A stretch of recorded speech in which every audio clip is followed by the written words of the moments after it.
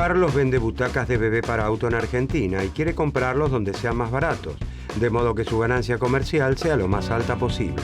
La fábrica de butacas de bebé para auto de Italia, con mayor tamaño, equipamiento moderno y tradición industrial, produce con costos relativamente bajos y puede vendérselas a Carlos a 300 pesos cada una y así obtener una ganancia. La fábrica argentina, que no cuenta con equipamiento de última generación, no alcanza el mismo nivel de eficiencia, sus costos de producción son mayores y no puede vendérselas a Carlos a menos de 500 pesos para obtener una ganancia.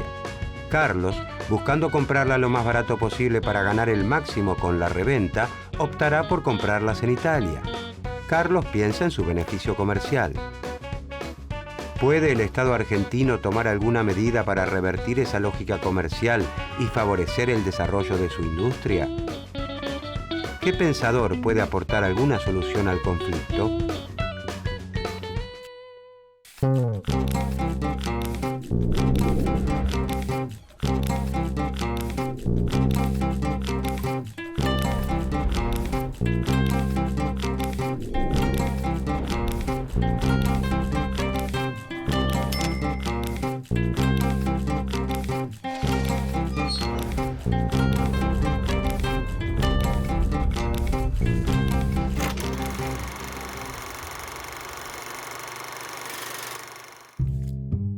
Federico List fue, junto a Carlos Marx, uno de los economistas alemanes más destacados en el siglo XIX.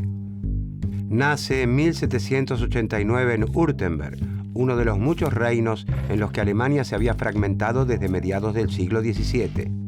Inspirado por el crecimiento de las potencias de la época, Inglaterra y Francia, List aspira a la reducción de la brecha entre el desarrollo industrial de estas potencias y el de su nación, y comprende que el primer paso para lograr este objetivo es la unificación territorial de Alemania.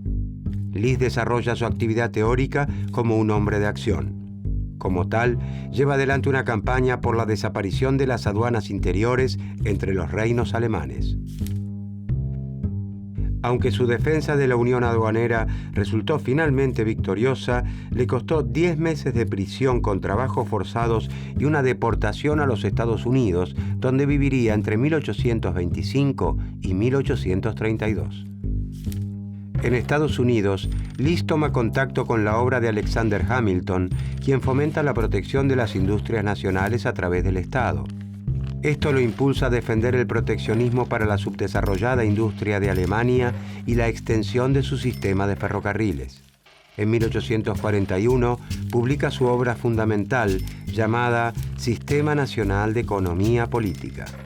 La obra de List se enmarca en la escuela historicista o histórica de economía. Esta corriente de pensamiento, representada principalmente por alemanes, proponía basar la ciencia económica en el estudio de la historia social, en lugar de deducir leyes sistémicas como lo hacían los clásicos ingleses. Los últimos días de List son desafortunados. Pierde muchas de sus propiedades en la crisis financiera que azota a Estados Unidos en aquel tiempo, enferma y finalmente se quita la vida en 1846. Sin embargo, la obra de List se convertirá en el más valioso legado que conducirá al desarrollo de Alemania en los próximos años. La influencia del historicismo alemán se extiende durante el siglo XX con obras como la de Max Weber y Werner Sombart.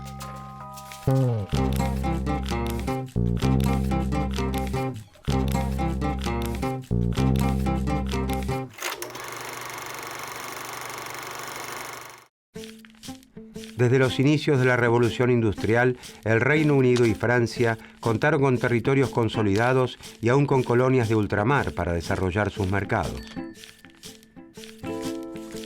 Los territorios vinculados por el idioma alemán, en cambio, se hallaban fragmentados en 39 reinos independientes que constituían, desde 1815, la Confederación Germánica.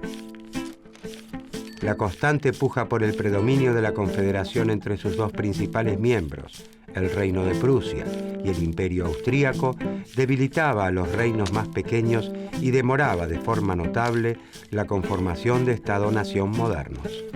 En 1834, y bajo la influencia de Prusia, se crea una unión aduanera o Zollverein, a la que se suman todos los reinos de la Confederación, excepto Austria. Los integrantes de esta unión mantienen sus fronteras, pero reducen las barreras arancelarias entre sí, de modo que se fomentan los vínculos económicos y se gana cierta cohesión política entre ellos. La unidad alemana se consolida en 1871, tras 2 guerras que unifican a los reinos de la Unión bajo la hegemonía de Prusia, constituyendo el Imperio alemán y excluyendo definitivamente a Austria del conjunto. Por lo tardío de su unidad, Alemania se industrializa con un retraso importante frente a las potencias económicas de la época, aunque contando con importantes elementos a su favor: cuantiosos recursos naturales, una fuerte tradición en la confección de manufacturas y un sistema educativo avanzado con bajas tasas de analfabetismo. En 1835 se inicia la construcción de ferrocarriles y el desarrollo de industrias siderúrgicas y mecánicas.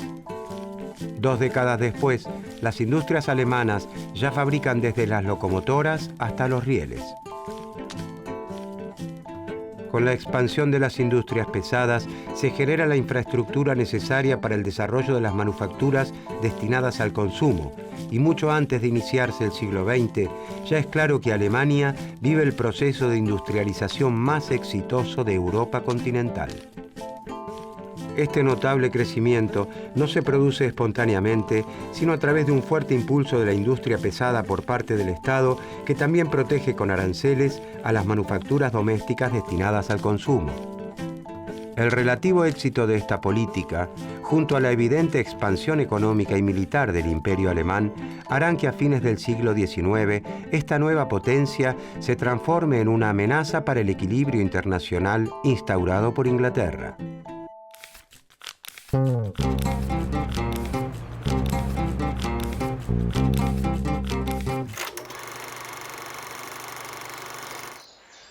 Los economistas suelen realizar supuestos acerca de la realidad social, construyendo un modelo simplificado de la misma que permite analizar solo algunos de sus aspectos, tomándolos de forma aislada. Este procedimiento es similar al que se realiza en las ciencias naturales, cuando se eligen los elementos que se utilizarán para un experimento y se los aísla en un entorno que cumple ciertas condiciones. Los modelos son a veces útiles para el análisis de aspectos particulares de la realidad social, ya que en este campo los experimentos no tienen sentido científico. Sin embargo, cuando los supuestos se encuentran alejados de la realidad, los análisis pierden sentido y las conclusiones derivadas de ellos fracasan en explicar lo que pretendían. Los historicistas reclaman una mayor aproximación de la teoría económica a la realidad social y critican la elevada abstracción de la ciencia económica tal como la practican los clásicos del Reino Unido. Afirman que los fenómenos sociales están interrelacionados por naturaleza y por lo tanto solo pueden entenderse como una unidad. De este modo, consideran que no es posible comprender la economía sin estudiar, por ejemplo, la historia, la política y la geografía concretas donde los procesos económicos ocurren. Los historicistas se oponen también a la pretensión de establecer leyes económicas universales que ven reflejadas en autores como Adam Smith. Afirman que si bien es posible identificar ciertas regularidades económicas, debe quedar en claro que su validez no es universal, sino que dependen de las condiciones históricas y geográficas en las que actúan. La escuela histórica alemana también discute con los clásicos la suposición de que los seres humanos solo se mueven como agentes individuales movidos por su interés personal. Los historicistas sostienen, en cambio, que los móviles de la actividad humana son variados, múltiples y complejos. No solo nos conducimos por la búsqueda del enriquecimiento, el interés personal y el egoísmo, sino también, por ejemplo, por la vanidad y el éxito. Incluso existen móviles más desinteresados, como la solidaridad ante el sufrimiento del prójimo y el deseo de ser útiles a la sociedad. Aislar solo uno de estos móviles para los historicistas es exponerse a conclusiones erróneas. Incluso suponiendo que el hombre busque ante todo su interés personal, es evidente que son muy pocos aquellos que pueden conocer acabadamente qué es lo que más les conviene. ¿Cuántas veces tomamos decisiones contra nuestro propio interés?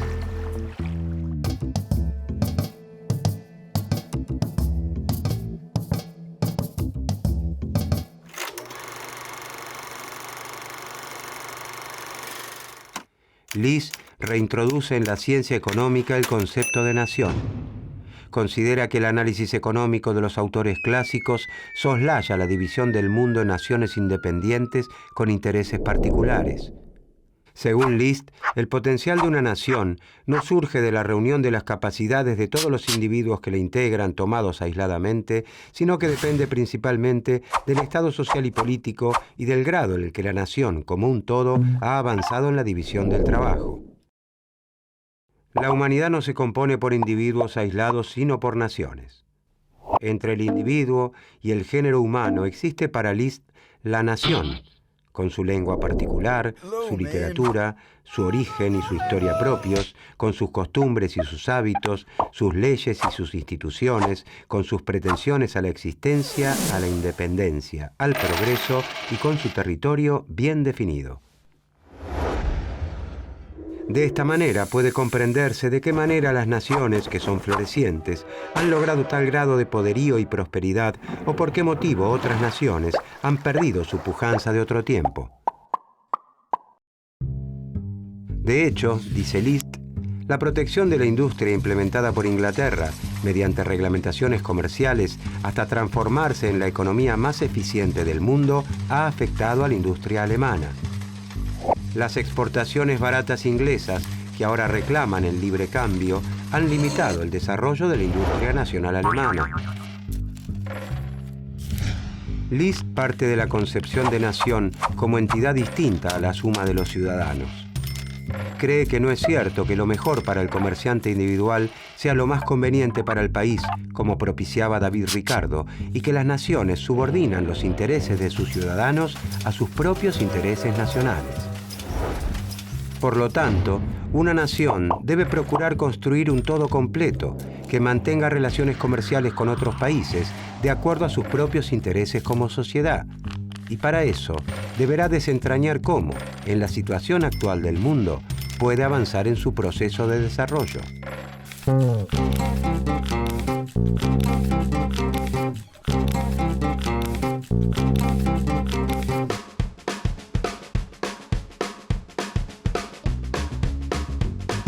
Carlos, el comerciante nacional, está decidido a comprar las butacas de bebés para autos fabricadas en Italia, que se ofrecen a 300 pesos cada una, contra los 500 pesos que le cotiza la fábrica nacional. Es evidente que su decisión está basada en la ganancia comercial que puede obtener con la reventa, pero también se sustenta en la calidad del producto. Pero entonces, el Estado argentino decide apoyar las actividades relacionadas con la seguridad vial y se propone desarrollar las industrias nacionales relacionadas con esa política que quiere atender. No es un cambio que se dará inmediatamente, pero se supone que, disponiendo de un mercado más grande y ganando escala de producción, la producción nacional va a ir mejorando. Por eso, como primera medida, el Estado argentino cobra un impuesto a las butacas importadas de 300 pesos. El precio de las butacas italianas aumenta a 600 pesos. El precio de las argentinas sigue siendo de 500 pesos. Carlos elige las butacas nacionales por el precio, pero está disconforme cuando compara la calidad del producto local con la del importado.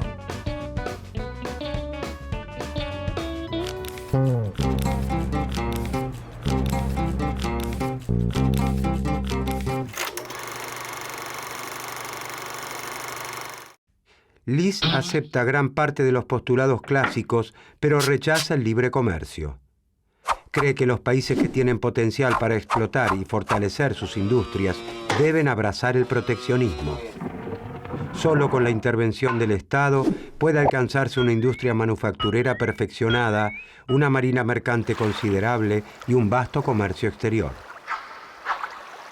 List dice que el libre comercio es muy conveniente para los países atrasados y sin potencial de desarrollo.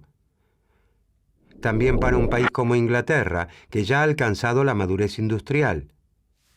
Los pensadores ingleses Adam Smith y David Ricardo propician el libre comercio porque luego de utilizar impuestos a las importaciones y restricciones a la navegación, Inglaterra había logrado alcanzar tal capacidad manufacturera y de transporte por mar que ninguna otra nación del mundo podía hacerle competencia.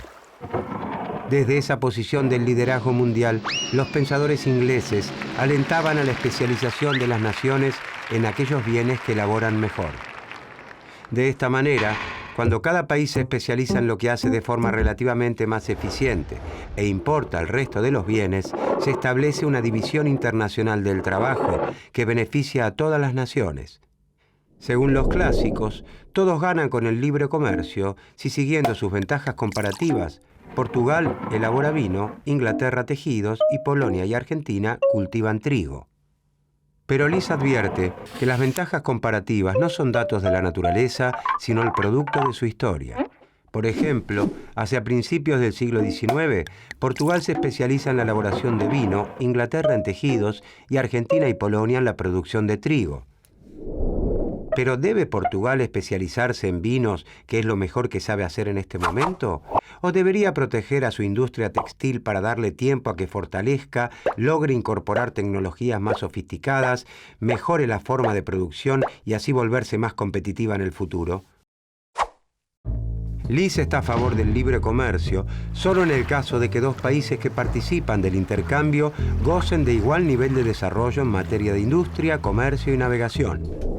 En el estado actual, dice List, los efectos de la libertad de comercio serían que Inglaterra se convertiría así en una única e inmensa ciudad manufacturera. Según su análisis, el liberalismo es en realidad una mera justificación de los intereses industriales de Gran Bretaña, que utilizaron el proteccionismo y las restricciones a la navegación para alcanzar un nivel de desarrollo tal que ninguna nación puede sostener la libre competencia con ella.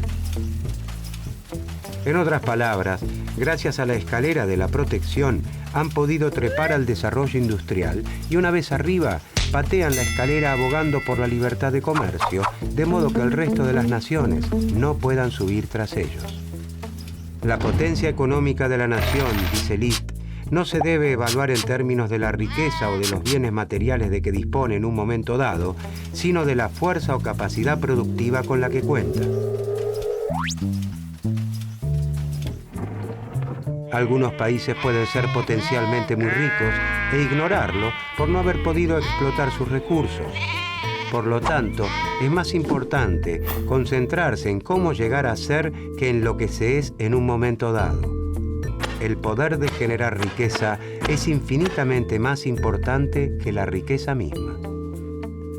Por lo tanto, la política debe concentrar sus esfuerzos en desarrollar las fuerzas productivas y no en procurar el bienestar inmediato. Y la forma de desarrollar el potencial de un país avanzando de los estados con menor nivel de desarrollo al nivel de una nación preponderante es al amparo de una protección contra la competencia extranjera, y esto se logra mediante tarifas aduaneras o prohibiciones que encarecen los bienes importados.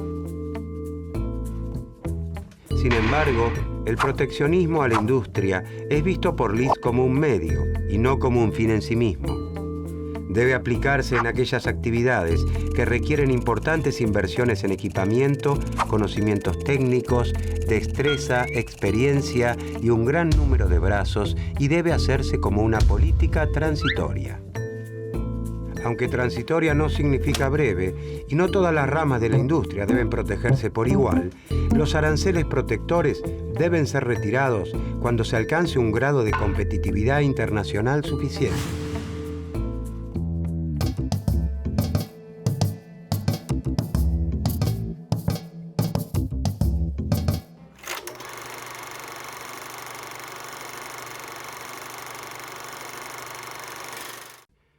La obra de List ejerce una influencia muy importante en los países que buscan industrializarse y no quedar rezagados frente a los más avanzados. Influye en el pensamiento orientado al desarrollo manufacturero y de protección a las industrias incipientes de Estados Unidos y Alemania a fines del siglo XIX e incluso de Japón y Corea ya en el siglo XX. Como pensador, Lis ocupa un lugar destacado en las historias latinas y alemanas del pensamiento económico, pero prácticamente no aparece en las historias del pensamiento económico escritas por autores anglosajones. Los historicistas llegan como conclusión a la necesidad del intervencionismo. Piden que el Estado tenga un rol activo para desarrollar la economía nacional y proteger a las ramas productivas aún inmaduras que no pueden enfrentar la competencia con industrias ya desarrolladas. Gracias a sus postulados, la economía alemana logra su desarrollo en virtud de políticas intervencionistas y proteccionistas. Los historicistas sostienen la importancia del conocimiento histórico y cultural atacando el método puramente lógico, la elevada abstracción y la falta de realismo de los economistas clásicos. Su permanente demanda de más estudios empíricos les confiere plena actualidad.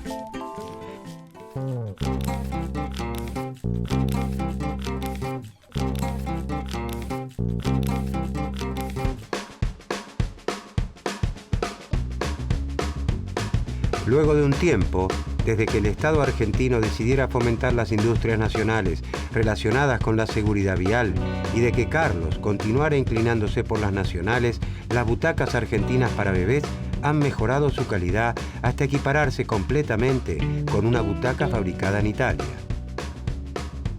El incremento en la producción de butacas argentinas le ha permitido a la industria nacional ganar eficiencia, incorporar tecnología y equipamiento y reducir el costo de producción. Ya no se justificaría el impuesto a la importación de butacas italianas. Gracias a la protección, las fábricas argentinas de productos de seguridad para bebés crecieron, incrementaron su demanda y colaboraron con el cumplimiento de la política de seguridad vial al salvar muchas más vidas en caso de accidentes.